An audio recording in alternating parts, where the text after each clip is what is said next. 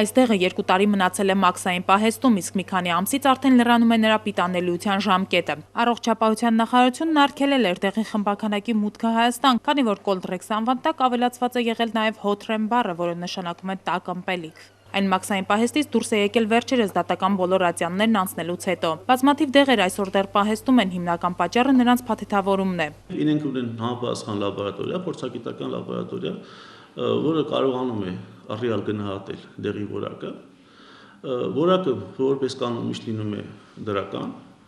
այսինքն բոլոր չափանիշներին համապատասխանում է,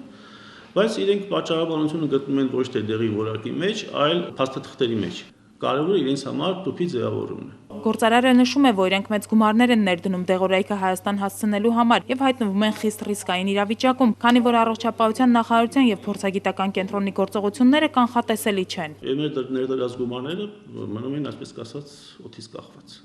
Եվ տվյալ պրեպարատները հիմա մաքսային պահեստներում սպասում են իրենց վախճանին, այսպես ասեմ։ Այսինքն ժամկետը պիտանելիության։ Դե պիտանելիության ժամկետն է մոտենում, պահպանման ժամկետները մաքսային պահեստներում այնպեսին չէ,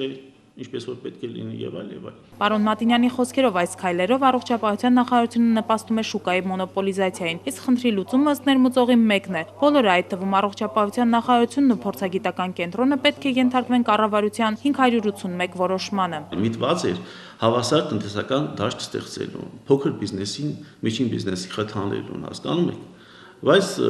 գործակալությունը եւ առողջապահության այդ տանդեմը ինչ որ ձևով միշտ խոչընդոտում է այդ քայլերը։ Այսօր առողջապահության նախարարությունը նպատակահարմար չգտավ տեսանյութում պարզաբանումներ տալ, նշելով, որ իրենց ավելի երկար եթերաժամանակ է անհրաժեշտ։ Հիշեցնենք, որ շրջանառվող դեղերի միայն 7-ից 8%-ն է արտադրվում Հայաստանում, իսկ մնացածը ներմուծվում է այլ երկրներից։ Սուսաննա Պողոսյան, Կարեն Չիլինգարյան, IPF։